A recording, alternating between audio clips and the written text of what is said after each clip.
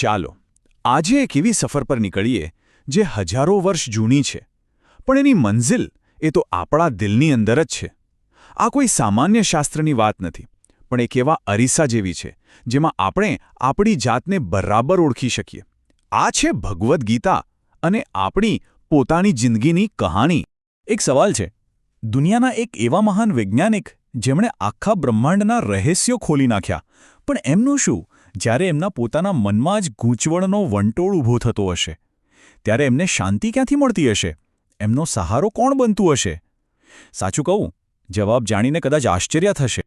તો આખી વાતની શરૂઆત થાય છે વર્ષ 1948થી. લેખક પહોંચે છે અમેરિકાની પ્રખ્યાત પ્રિન્સ્ટન યુનિવર્સિટીમાં અને ત્યાં એમની મુલાકાત થાય છે આલ્બર્ટ આઇન્સ્ટાઈનના જ એક સાથીદાર સાથે. અને બસ એ મુલાકાતમાં જ એક એવી વાત સામે આવી જેણે જાણે વિજ્ઞાન અને અધ્યાત્મ વચ્ચે એક જોરદાર પુલ બાંધી દીધો. તો એ વૈજ્ઞાનિક હતા આલ્બર્ટ આઇન્સ્ટાઈન.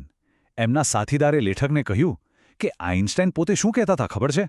એ કહેતા, જ્યારે પણ હું મૂંઝવણમાં હોઉં છું ત્યારે હું ગીતા પાસે જાઉં છું.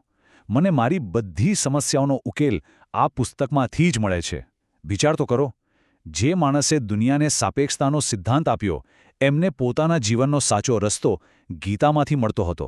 આનાથી મોટો પુરાવો બીજો શું હોઈ શકે, ખરું ને? તો સવાલ એ જ થાય ને કે ભાઈ, ગીતામાં એવું તે શું છે જે આઇન્સ્ટાઈન જેવા મહાન વૈજ્ઞાનિકને પણ આટલું બધું આકર્ષી ગયું? સાચું જ્ઞાન મેળવવાનો પહેલો પાઠ, પહેલી શરત શું છે? ચાલો ગીતાના પાના ફેરવીને આ રહસ્યને સમજવાની કોશિશ કરીએ. ખબર છે, ગીતાની સૌથી મજાની વાત શું છે? એ આપણને ગોખાવતી નથી, પણ સવાલ પૂછતા શીખવે છે. આને જ અત્યારની ભાષામાં કહીએ તો ઇન્ક્વાયરી બેઝડ લર્નિંગ. જેમ અર્જુન યુદ્ધના મેદાનમાં ઊભા રહીને પણ કૃષ્ણને એક પછી એક સવાલ પૂછે છે, બસ એ જ રીતે સાચું જ્ઞાન મેળવવા માટે આપણા મનમાં પણ એક જિજ્ઞાસા, એક ક્યુરિયોસિટી હોવી જોઈએ. યાદ રાખજો, જ્ઞાનની શરૂઆત જવાબ માની લેવાથી નહીં, પણ સવાલ પૂછવાથી થાય છે. અને જો આ વાત એમ જ નથી. ગીતાના શ્લોક 4.34માં જ્ઞાન મેળવવાની 3 ચાવીઓ આપી છે, એકદમ સ્પષ્ટ. પહેલી, સમર્પણનો ભાવ. બીજી, યોગ્ય સવાલો પૂછવાની હિંમત. અને ત્રીજી છે સેવા. જ્યારે આ ત્રણેય વસ્તુઓ એકસાથે મળે, બસ ત્યારે જ જ્ઞાનનો અસલી પ્રકાશ ફેલાય છે. તો ગીતાને માત્ર એક ધાર્મિક પુસ્તક સમજવાની ભૂલ ન કરતા, એ તો જાણે જીવન જીવવા માટેની એક પ્રેક્ટિકલ ટૂલકિટ છે. તો ચાલો આ ટૂલકિટ ખોલીએ અને એમાંથી અમુક એવા ઓજારો કાઢીએ જે આપણને રોજબરોજની જિંદગીમાં બહુ જ કામ લાગશે. આપણી સાથે ઘણીવાર એવું થાય છે નહીં? પરીક્ષામાં માર્ક્સ ઓછા આવ્યા તો ગુસ્સો, દોસ્ત સાથે કંઈક બોલાચાલી થઈ તો નિરાશા. પણ ક્યારેય શાંતિથી વિચાર્યું છે કે આ ગુસ્સો, આ નિષ્ફળતાની લાગણી, એ બધું શરૂ ક્યાંથી થાય છે? એનું મૂળ ક્યાં છે? તો ગીતા આનો જવાબ આપે છે, એકદમ સ્ટેપ બાય સ્ટેપ. શ્લોક 2.62 અને 2.63માં આખી પ્રોસેસ સમજાવી છે. જુઓ, બધું શરૂ ક્યાંથી થાય છે? કોઈ એક વસ્તુ વિશે સતત વિચારવાથી. પછી ધીમે ધીમે એની સાથે લગાવ એટલે કે એટેચમેન્ટ થઈ જાય. એ લગાવમાંથી જન્મે છે ઈચ્છા. અને જ્યારે એ ઈચ્છા પૂરી ન થાય ત્યારે શું આવે? ગુસ્સો, ક્રોધ. અને જેવો ગુસ્સો આવ્યો એટલે આપણી વિચારવાની શક્તિ પર જાણે ધુમ્મસ થવાઈ જાય છે. અને છેલ્લે બુદ્ધિનો જ નાશ થઈ જાય છે. આ તો એક ડોમિનો ઇફેક્ટ જેવું છે, ખરું ને?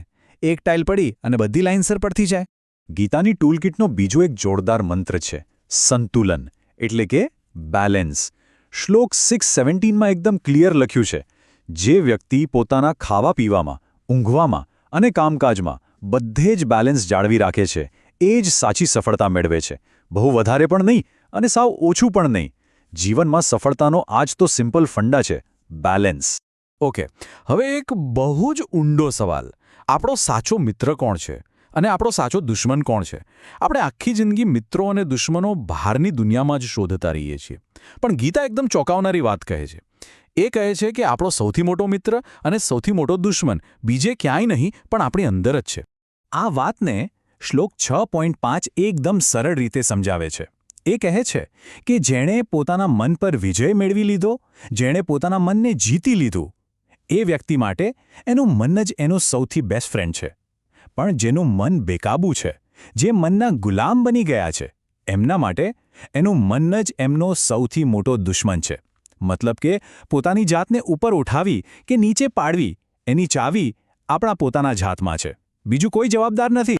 તો આ બધી વાતો પરથી એક વાત તો સાફ સાફ થઈ જાય છે ગીતા કોઈ હજારો વર્ષ જૂની વાર્તા નથી.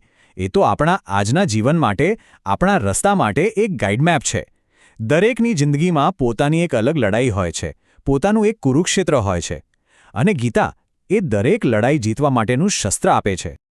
ચાલો તો આ આખી ચર્ચાના જે કી ટેકઅવેઝ છે એને ફટાફટ રિવાઇઝ કરી લઈએ. નંબર 1, જ્ઞાનની શરૂઆત જિજ્ઞાસાથી થાય છે, સવાલ પૂછવાથી ડરવાનું નહીં. નંબર 2, ઈચ્છા અને ગુસ્સાની જે ચેન છે એને શરૂઆતમાં જ તોડી નાખો તો બુદ્ધિ બચી જશે. નંબર 3, લાઈફમાં બેલેન્સ બહુ જરૂરી છે, એ જ સફળતાની ચાવી છે. અને નંબર 4, જે સૌથી અગત્યનું છે, આપણા સૌથી સારા મિત્ર આપણે પોતે જ બની શકીએ છીએ. બસ મનને કાબૂમાં રાખવાનું છે. અને છેલ્લે એક સવાલ જેનો જવાબ આપણે સૌએ પોતાની જાતને પૂછવાનો છે.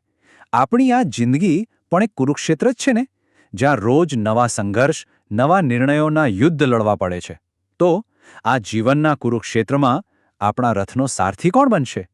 આપણી બેકાબૂ ઈચ્છાઓ અને ગુસ્સો, કે પછી ગીતાના જ્ઞાનથી કેળવાયેલી આપણી સમજદારી અને આપણી વિવેકબુદ્ધિ?